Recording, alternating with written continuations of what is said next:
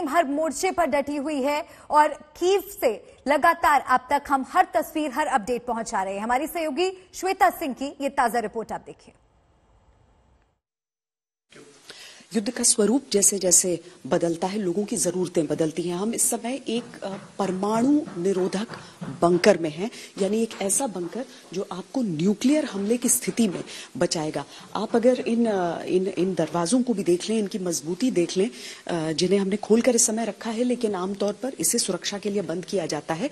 ये उस समय की बात है जब सोवियत संघ हुआ करता था, यानी यूएसएसआर हुआ करता था, और उस समय किसी भी तरीके के परमाणु हमले से बचने के लिए इसका निर्माण किया गया था।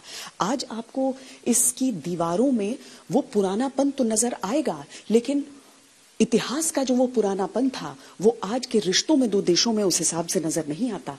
इसके भीतर किस तरह की व्यवस्थाएं हैं वो भी हम आपको दिखाते हैं, क्योंकि सोवियत संघ के समय की चंद यादें यहाँ पर भी मौजूद है। सोवियत संघ के समय काल को हम देखें, उस समय का ये बॉम्ब शेल्टर है, और इसीलिए यहाँ पर वो चीजें भी हैं जो 80 के दशक से यहाँ रखी हैं। अब उनका इस्तेमाल नहीं हो सकता, लेकिन इन गैस मास्क को देखिए, जो अभी भी यहाँ पर जो बड़े बड़े संदूक रखे हुए हैं उसके भीतर महफूज रखे हैं। This is a gas mask, but I guess it can't be used anymore.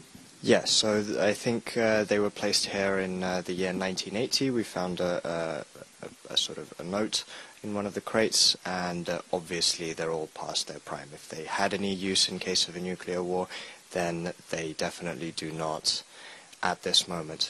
This is useless.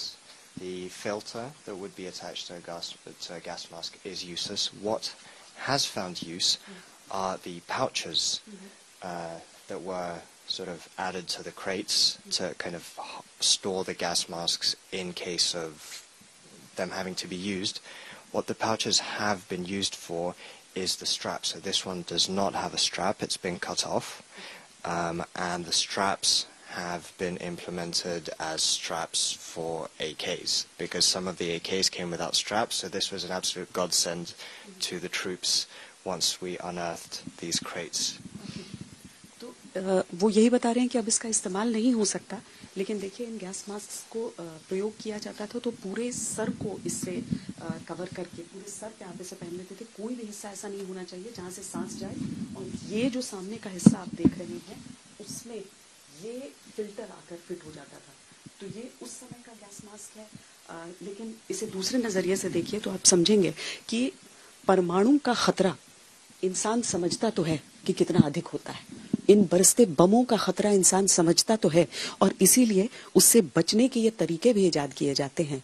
लेकिन आखिर इस युद्ध की जरूरत ही पड़े क्यों, और क्यों इस खतरे में मानवता को पड़ना पड़े।